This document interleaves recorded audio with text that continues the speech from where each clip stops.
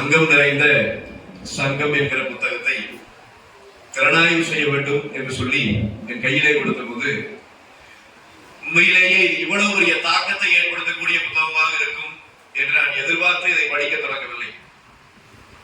ஆனால் இன்றைக்கு உங்கள் முன்னால் வந்து நின்று பேசுகிற போது நான் ஒரு உண்மையை கொடுக்க சொல்லுகிறேன். தமிழர்கள் நிறைய இழந்து விட்டோம். இனியாவது இருப்பதை பிடித்துக் கொள்ள வேண்டும் என்று சொன்னால் அண்ணன் வைகை செல்வன் போன்றவர்களுடைய பங்களிப்பு தேவைப்படுகிறது. அவர் தன் பங்களிப்பை கொடுத்து விட்டார். ஆனால் தமிழர்கள் இதையாவது இருக பற்றிக் கொள்வோமா, இல்லை இதையும் விட்டுவிட்டு போய்விடுவோமா என்பதை காலம்தான் காத்திருந்து பதில் சொல்ல வேண்டும். அண்ணன் வைகை செல்வன் அவர்களோடு சென்னையிலே ஒரு நாள் நியூஸ் ஜே தொலைக்காட்சி அரங்கத்திலே பேசிய போது பேசினோம். அவருக்கு நினைவிருக்கிறதா என்பது தெரியவில்லை. அந்த தொலைக்காட்சி அரங்கத்திலே நான் ஒரு நிகழ்ச்சிக்காக போயிருந்தேன். வெளியே உட்கார்ந்து இருக்கிற போது உள்ளே ரெக்கார்டிங் போயிட்டு இருக்குன்னாங்க. யார் உள்ள இருக்காங்கன்னா அண்ணன் இருக்காங்கன்னு சொன்னாங்க. என்ன நிகழ்ச்சியை செய்கிறார் என்று கேட்டபோது சங்க இலக்கியங்கள் குறித்து பேசுகிறார் என்று சொன்னாங்க. முதல் முறையாக நான் அதை கேட்டவாறு எனக்கு அது பெரிய அதிர்ச்சியாக ஆச்சரியமாக இருந்தது. சங்க இலக்கியம் குறித்து இன்றைக்கு பேசுவதற்கு வருவார். அந்த நிகழ்ச்சியை பார்த்தால் காலையிலே 9 மணிக்கு வந்து விடுவார். சில நாட்கள் எல்லாம் 6 மணி வரைக்கும் பதிவுகள் போகும். எந்த தயாரிப்புகளும் இருக்காது. அவர் ஏற்கனவே தயாரித்து வைத்திருப்பார்.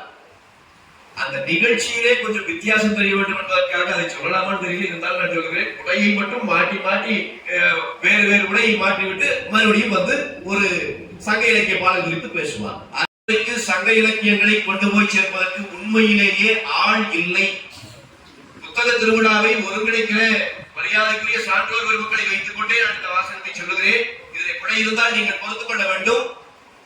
ஐயா நெல்லை கண்ணன் போன்றோரை நாங்கள் கேட்டிருக்கிறோம். ஐயா குமரியானந்தன் போன்றவர்களுடைய பேச்சுக்களை கேட்டிருக்கிறோம். அவர்கள் எல்லாம் அரசியலிலே ஒரு காலம் அரசியலில் ஒரு கால் வைத்திருந்தாலும் கூட இலக்கிய துறையிலே இளைஞர்களுக்கு இலக்கியங்களை கொண்டு போய் சேர்ப்பதிலே மிகப்பெரிய பங்காற்றியவர்கள். அதில் காளிமுத்தவர்களுடைய பேச்சை கேட்டிருக்கிறோம். இவங்க எல்லாம் இருந்தவங்க. ஆனால் இன்றைக்கு சங்க இலக்கியம் குறித்து பேசுவதற்கு ஆட்கள் அருகி போய்விட்ட காலத்தில் அண்ணன் வைகை செல்வன் போன்றவர்கள் தான் துளியேனும் நமக்கான நம்பிக்கையாக இன்றைக்கும் நிற்கிறார்கள். அவர்கள் ஆற்றுகிற இந்த பங்களிப்பு தான் இன்னும் சில காலத்திற்காவது தமிழன் சங்கத்தை எடுத்துக்கொண்டு போவார்கள். இங்கே கல்லூரி மாணவர்கள், என்னுடைய அன்பு சகோதரர்கள் சகோதரிகள் இருக்கிறீர்கள். நான் உங்களுக்கு சொல்லுகிறேன், உலகத்தில் எந்த இனத்திடமும் இப்படியான சொத்தொன்று கிடையாது. நீங்க உலகத்தில் எவ்வளவு இலக்கியங்களை படிக்கிறோம், ஆங்கில இலக்கியங்களை படிக்கிறோம், ஷேக்ஸ்பியரை படிக்கிறோம், வேர்ட்ஸ்வொர்த்தை படிக்கிறோம். நான் உங்களுக்கு சொல்லுகிறேன், ஆங்கில இலக்கியத்தினுடைய வயது அதிகபட்சமாக எடுத்துக்கொண்டு போனாலும் 500 ஆண்டுகளை தாண்டாது. இன்றைக்கு நாம் படிக்கிற ஆங்கிலத்தில் இருக்கிற எழுத்துக்கள் சில ஷேக்ஸ்பியருக்கு தெரியாது. ஷேக்ஸ்பியருக்கு அந்த எழுத்து தெரியாது. நீங்க 500 ஆண்டுகள் மட்டுமே இலக்கிய வளமை வைத்திருக்கிற ஆங்கிலேயர்கள் உலகம் முழுவதும் ஆங்கில இலக்கியத்தை கொண்டு போய் சேர்த்து விட்டார். இன்னைக்கு நாடக இலக்கியம் என்று சொன்னால் ஷேக்ஸ்பியரை தான் எடுத்துக்கொண்டு வருகிறான். ஷெல்லியை பேசுகிறான், பைரனை பேசுகிறான். அவர்கள் எல்லாம் 500 ஆண்டுகளுக்கு முன்னால் வாழ்ந்து விட்டு போனவர்கள். அந்த காலத்தை பதிவு செய்தவர்கள். வேறு பல மொழி இலக்கியங்கள் இன்றைக்கு இருக்கிறது. தேடி போய் படித்து பார்த்தால் 200-300 ஆண்டுகளை தாண்டாது. ஆனால் நான் உங்களுக்கு சொல்லுகிறேன், தமிழ்நாட்டிலே இருக்கிற மாணவர்கள் என்கிற முறையிலே நெஞ்சை நிமிர்த்தி திமிரோடு நாம் ஏற்றுக்கொள்ள வேண்டிய செய்தி என்ன தெரியுமா? தமிழினுடைய இலக்கணம் பிறந்தே 3000 ஆண்டுகள் ஆகிறது. நம் கரங்களிலே இருக்கிற இலக்கணம் 3000 ஆண்டுகள் என்றால் அதற்கு புதிய இலக்கியம் வைப்ப. இன்னைக்கு அண்ணன் அங்கம் நிறைந்த சங்கம் என்கிற இந்த புத்தகத்தை எழுதி இருக்கிறாரே, இந்த சங்க இலக்கியங்கள் பிறந்த காலம் தெரியுமா? 3 சங்கங்கள் இருந்துச்சுங்கிறார். தலைச்சங்கம், இடைச்சங்கம், கடைச்சங்கம். முதல் சங்கம் 4400 ஆண்டுகள் இருந்ததாக சொல்லுகிறார். முதல் சங்கத்தினுடைய தலைவன் யார் தெரியுமா? இன்றைக்கு நாம் நெற்றியிலே திருநீரிட்டு அமர்ந்திருக்கிறோமே, எந்த சிவபெருமானை நினைத்து திருநீரிடுகிறோமோ அந்த சிவபெருமான் கவிஞனாக இருந்து தமிழ் பேசிய இடம் முதல் சங்கம் என்று சொல்லுகிறோம். அவன் பாடிய பாடலை அந்த வைகை செல்வன் இந்த புத்தகத்திலே எடுத்தாடுகிறார். சங்க இலக்கியத்துக்கு அப்படி ஒரு பெரிய பண்புண்டு. நான் ஒரே ஒரு செய்தி உங்களுக்கு சொல்றேன். நம்ம கிட்ட இருக்கிறது எல்லாமே பிழையானதுங்கிற ஒரு பெரிய தாழ்வு மனப்பான்மை உண்டு நமக்கு. ஒரே ஒரு செய்தி தான். இன்றைக்கு 7 உலக அதிசயங்களை சொல்றாங்க இல்லைங்களா? இந்த உலக அதிசயங்கள்ல 7 ஒண்ணு வந்து பைசா நகரத்து சாய்ந்த கோபுரம், இத்தாலி நாட்டிலே இருக்கிறது. இந்த கோபுரம் என்னடா அதிசயம் என்று கேட்டால் அந்த கோபுரம் சாய்ந்து இருக்கும். நீங்கள் பார்த்திருப்பீங்க, படங்கள்ல நமக்கு இருக்கு, வரலாற்று புத்தகங்களை படிச்சிருக்கோம். 7 அதிசயங்கள். நம்ம நாட்டில் தாஜ்மஹால் இருக்கிறது. நான் எனக்கு ஒரு வாய்ப்பு கிடைச்சது. நான் இந்த இத்தாலி நகரத்துல பைசா நகரத்து சாய் கோபுரத்தை பார்க்க போய் அங்க நின்று, நான் ஒரு பிசிக்ஸ் ப்ரொஃபசர், அதனால எனக்கு கலீலியோ என்ற இடத்துக்கு நான் போக வேண்டும் என்பதற்காக போய் பார்த்தேன். அங்கே கூட வந்த கைடு ஒரு இத்தாலியை சேர்ந்தவர், ஆங்கிலம் பேசக்கூடியவர். அவரிடம் கேட்டேன், ஏன் இந்த கட்டிடம் சாய்ந்திருக்கிறது? அவர் சொன்னார், சாய்ந்திருக்கிறது ஆனால் கீழே விழவில்லை, எனவே இது உலக அதிசயம் என்றார். ஐயா, அது இருக்கட்டும், இது ஏன் சாய்ந்திருக்கிறது? மீண்டும் சொன்னார், சாய்ந்திருக்கிறது ஆனால் கீழே விழவில்லை, எனவே உலக அதிசயம் என்றார். 3வது முறை அழுத்தி கேட்டவர் சொன்னார், அது கட்டும் போது சரியாக கட்டாததால் சாய்ந்து விட்டது. தமிழர்களே, நான் உங்களுக்கு சொல்லுகிறேன், 500 ஆண்டுகளுக்கு முன்னால் கட்டும் போது சரியாக கட்டாததால் சாய்ந்து போன ஒரு கட்டிடத்தை அந்த மண்ணின் மக்கள் உலக அதிசயத்தில் ஒன்றாக மாற்றிவிட்டார். ஆனால் என்றைக்காவது நெஞ்சை நிறுத்தி பெருமிதம் அடைந்திருக்கிறோமா? அந்த கட்டிடத்திற்கு 500 ஆண்டுகளுக்கு முன்னால், இன்றிலிருந்து கணக்கு போட்டால் 1000 ஆண்டுகளுக்கு முன்னால் தமிழன் கட்டி எழுப்பிய 240 அடி உயரத்தில் 80,000 கிலோ எடை கொண்ட கோபுரத்தை அமைத்து கட்டி எழுப்பிய கோயில் நம்முடைய தஞ்சை பெரிய கோயில், நம்முடைய கோயில். 1000 ஆண்டுகள் ஆகிவிட்டது. சிறு ஆட்டமில்லை, நகரவில்லை, அவனுடைய கோபுரம் போல் சாய்ந்து விடவில்லை. ஆனால் தமிழர்களே, அது உலக அதிசயமாகாவிட்டாலும் பரவாயில்லை, தமிழ்நாட்டில் படிக்கிற மாணவனுக்கு கூட அது ஒரு பெரிய பெருமிதமாக இல்லை என்று சொன்னால், நம்முடைய முன்னோர்கள் செய்து வைத்து விட்டு போன அத்தனையும் வீணாகத்தான் போய்விட்டதா என்கிற சிந்தனை வருகிறது.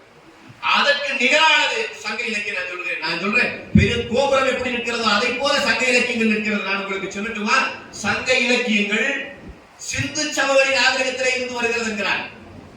அப்பாவும் தெரியும், தாத்தாவும் தெரியும், அவங்க அப்பாவும் தெரியும், அதுக்கு மேல இன்னொருத்தர் தெரியுமா உங்களுக்கு? ஆனால் சங்க இலக்கியப்படி நாம் எங்கிருந்து வந்தோம், நம்முடைய ரத்தத்திலே இருக்கிற என்ன என்பது அத்தனையும் தெரியும். சாதியாக, மதமாக, இனமாக பிரியாத, மக்களை பிரிக்காத ஒரு இலக்கியம் இருக்கிறது என்று சொன்னால் அது சங்க இலக்கியம். 1000 ஆண்டுகளுக்கு முன்னாடி எழுதியிருக்காங்க தமிழன். இந்த புத்தகத்தை பொறுத்த வரைக்கும் ஒரு 25 பாடல்களை மட்டும் 2381 பாட்டு இருக்கு சங்க இலக்கியத்தில். அதுல ஒரு 25 பாடல்களை மட்டும் அண்ணன் வைகை செல்வன் அவர்கள் எடுத்து கையாளுகிறார். ரொம்ப அற்புதம், பேரற்புதமா இருக்கு. ஏன் அது அற்புதமா இருக்குன்னு நான் உங்களுக்கு சொல்றேன். சில பாடல்களை மட்டும் கொண்டு வர்றாங்க. பொங்குதேர் வாழ்க்கை அஞ்சரை தும்பி, இந்த பாடல் வரிகள் நீங்கள் கேட்டிருப்பீங்க. யாராவது பழையாட்டு நமக்கு வயதானவர்கள் நினைவுகள்லாம் மாணவர்கள், இன்றைக்கு இருக்கிற மாணவர்கள் கேட்கறது சிரமம் தான். முதல் வரி சொல்லும் போது ஏதாவது நினைவு வருதா? பொங்குதேர் வாழ்க்கை அஞ்சரை தும்பி எங்காவது கேட்ட மாதிரி இருக்கிறதா? திருவிளையாடல் திரைப்படத்திலே நாகேஷ் வருவார். ஐயோ ஐயோ பாண்டியா, எனக்கு 1000 பொட்காசு ஆச்சு, 1000 பொட்காசு ஆச்சு ஒடியாடுவார். 1000 பொட்காசு தரேன்னு சொல்லிடுவார் மன்னர். மன்னருக்கு ஒரு சந்தேகம் வந்து விட்டது. சந்தேகத்தை தீர்ப்பவருக்கு 1000 பொட்காசு இல்லையா? அந்த பொட்காசை வாங்க வேண்டும் என்று சொல்லி ஒரு புலவன் விரும்புவார். அந்த பொட்காசை பெறுகிற பாடலை தன்னுடைய திருவிளையாடலை நடத்த கீழே இறங்கி வருகிற சிவன் எழுதி கொடுப்பார். அந்த பாட்டு தான் இந்த பாட்டு. மன்னனுக்கு வந்த சந்தேகம் என்ன? மன்னர்கள் என்றாலே கொஞ்சம் விவகாரமாகத்தானே சந்தேகம் வரும். அந்த காலத்திலும் அப்படித்தான் இருந்திருக்கிறது. மன்னனுக்கு சந்தேகம், பெண்களின் கூந்தலுக்கு இயற்கையிலேயே மனம் உண்டா இல்லையா என்பது சந்தேகம். எப்பேற்பட்ட சந்தேகம் பார்த்தீங்களா? பெண்களினுடைய கூந்தலுக்கு இயற்பிலேயே மனம் உண்டா இல்லையா என்பது சந்தேகம். இந்த சந்தேகத்தை தீர்ப்பதற்கு யார் வருகிறார்? சிவனே வருகிறார். ஏனென்றால் பெண்கள் சம்பந்தப்பட்ட செய்தி இல்லையா? தவறாக போய்விட்டது என்று சொன்னால் வரலாறு முழுவதும் படிக்கப்படும். எனவே சிவனே இறங்கி வந்து சொல்லுகிறார். அதிலேதான் அவர் இந்த பாடல், அதுதான் இந்த புத்தகத்தினுடைய முதல் பாடல். நான் முழுமையாக சொல்லி நீங்கள் இதை படிக்கிற போது இருக்கிற சுமையை குறைக்க விரும்பவில்லை. ஆனால் சில செய்திகளை உங்களுக்கு இதில் இருக்கிற சிறப்பை மட்டும் சொல்லிவிட்டு போகிறேன். பெண்களின் கூந்தலை விடவும் அதில் இருக்கிற மனத்தை விடவும் நறுமணம் கொள்ளக்கூடிய ஒன்று உண்டா என்று பாடல் எழுதுகிறார். அப்புறம் நமக்கு நடந்த கதை தெரியும். நக்கீரன் நடந்து பொருட்படையா நக்கீராடு சிவன் என்ன செய்வார்? எரித்து விடுவார். அதனால் இன்றைக்கு கூட பல பேர் நடுவர்களை பார்த்து சொல்லுகிற போது நக்கீரன் போன்ற நடுவர்களே என்று பேசுவதையெல்லாம் பார்க்கிறோம். என்றால் நக்கீரன் சிவனே வந்தாலும் பயப்படுகிறார். ஆனால் அதிலேயும் பிழை இருக்கிறதாகத்தான் நான் கருதுகிறேன். சிவபெருமான் இறங்கி வருகிறார், நக்கீரனை பார்த்து கேட்கிறார், நக்கீரா என்ன பிழை என்று கேட்கிறார். நக்கீரன் சொல்லுகிறான், பெண்களின் கூந்தலுக்கு இயற்கையிலேயே மனம் இருக்கிறது என்று பாடல் எழுதி இருக்கிறீர்களே, இது சரியில்லை என்று சொல்லுகிறார். சிவபெருமான் கேட்கிறார், பெண்களின் கூந்தலில் இயற்கையில் மனம் இல்லையா என்று கேட்கிறார். நக்கீரன் சொல்லுகிறார், இல்லை. அவர் அவர்கள் வாசனை திரவியங்கள் எல்லாம் பூசிக்கொண்ட பிறகுதான் மனம் ஏற்படுமே ஒழிய இயற்கையில் மனமில்லை என்கிறான். இதுவரைக்கும் சிவனுக்கு கோபம் வரவில்லை. அடுத்த சிவபெருமான் ஒரு கேள்வி கேட்கிறார். நீ வணங்குகிறாயே ஈசன், அவனில் பாதியாய் இருக்கிறாரே உடையவள், அவனுடைய கூந்தலுக்கும் இல்லையா என்று கேட்கிறார். இல்லை என்கிறார் நக்கீரர். சிவனுடைய மனைவியின் கூந்தலிலே மனம் இருக்கிறதா இல்லையா என்பதை நக்கீரன் சொன்னால் சரியாது. எவனுக்கும் கோபம் வரும், சிவனுக்கும் கோபம் வந்தது என்ன சரியா?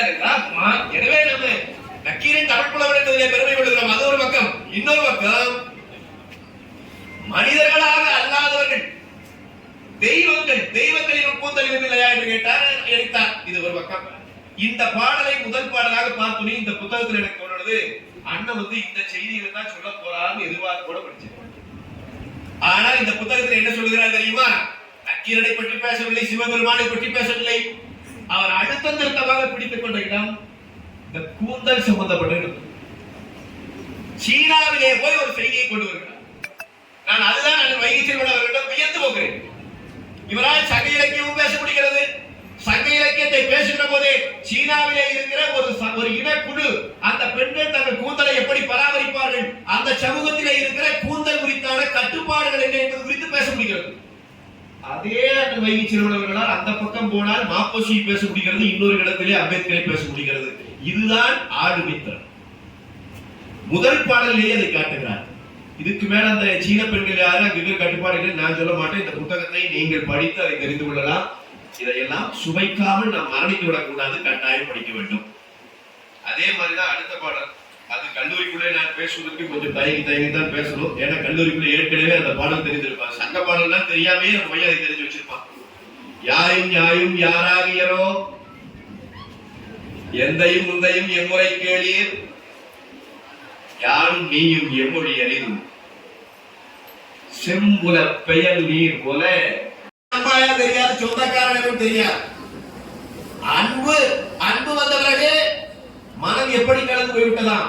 செம்மண்ணிலே பொழிகிற மழை எப்படி தன் நிலை மறந்து செம்மண் நிலையிலேயே மாறிவிடுமோ அதை போல மனம் கலந்து விட்டதாம். ஆனால் இந்த காதல் பள்ளிக்கூட கல்லூரி காதல் அல்ல.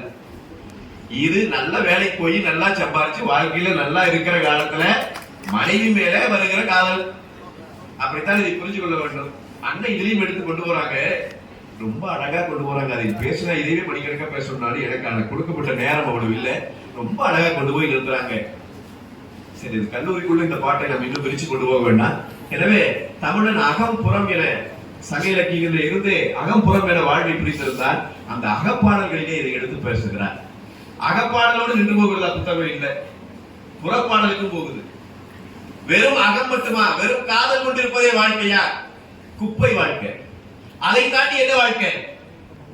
அறம் சார்ந்த வாழ்க்கை, சமூகம் சார்ந்த வாழ்க்கை. அது வீரமாக கொடையாக அந்த வாழ்க்கை வெளிப்படும். அதுதான் புறம் சார்ந்த தமிழ் பேசியது. அதுன்னு வருது. ஒரு பாடலை எடுத்து சொல்லுகிறார், புறநானூர் எடுக்கிறார். சிற்றில் நற்றூன் பற்றி நின் மகன் யாண்டுளனோ என வினவுதி,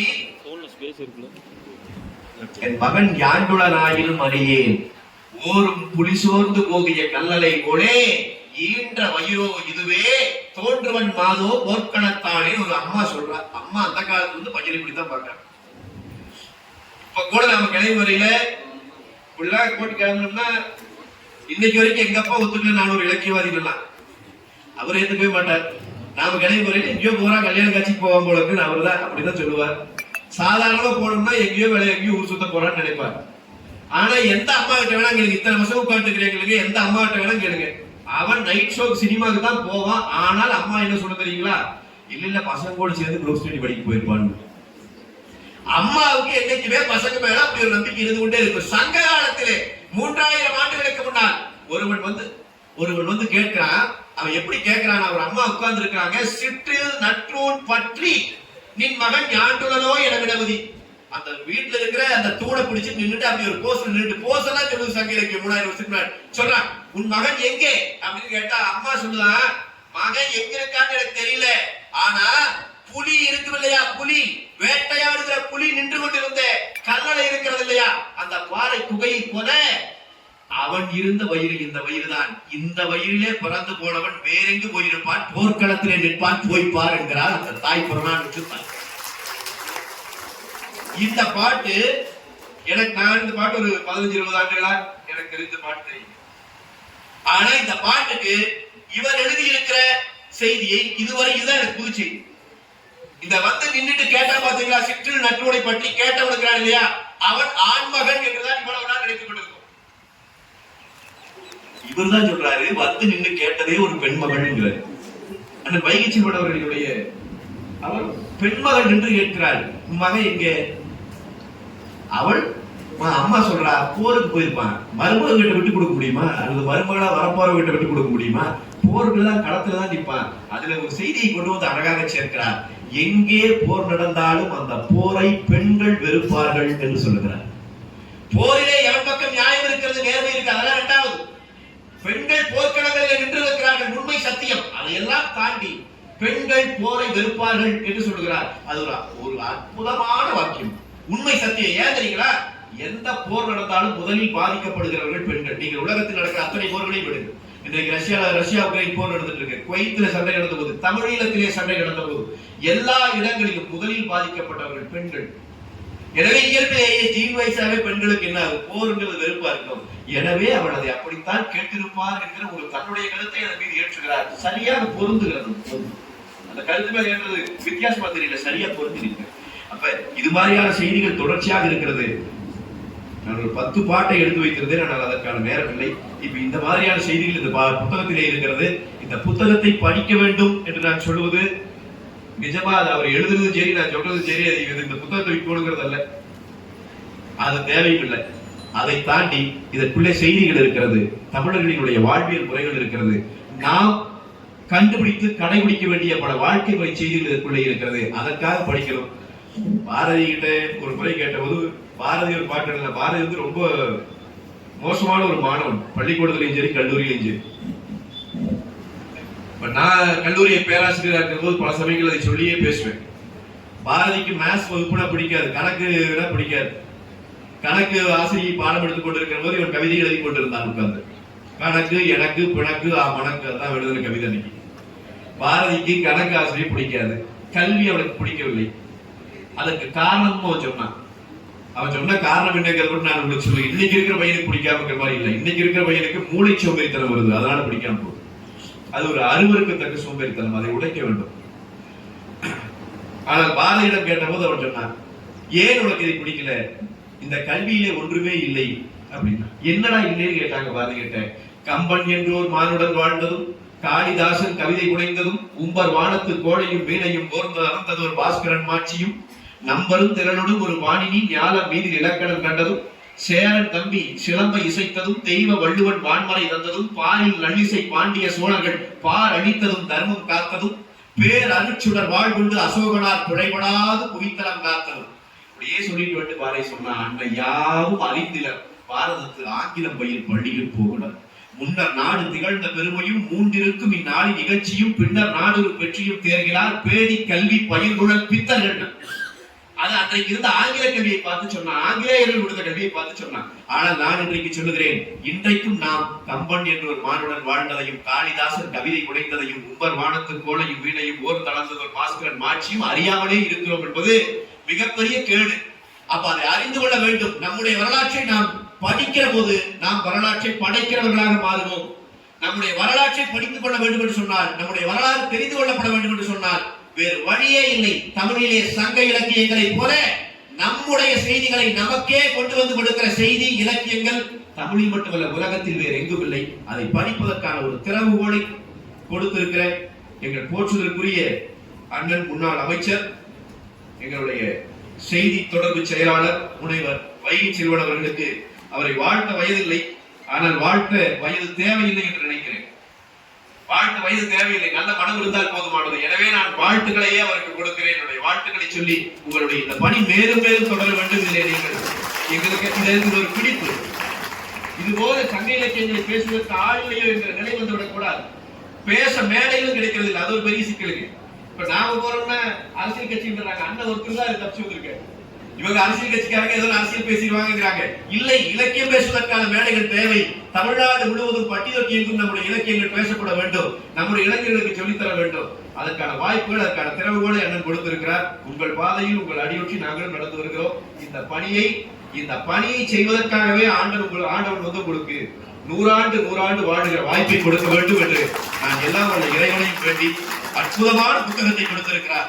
அதை உலகம் முழுவதும் கொண்டு போய் சேர்க்க வேண்டிய கடமை நமக்கு இருக்கிறது. அதை நாம் செய்ய வேண்டும் என்று கேட்டு நிறைவு செய்கிறேன். நன்றி.